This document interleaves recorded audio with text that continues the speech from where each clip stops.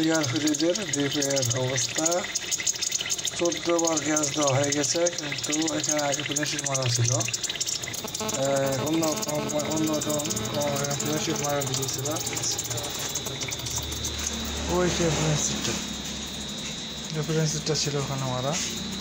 ভিতরে লিকের কারণে বুঝতে পারিনি, পরে যে সমস্যা এই জায়গায় লিক হওয়ার কারণে বারবার গ্যাস দিয়ে গ্যাস থাকে না,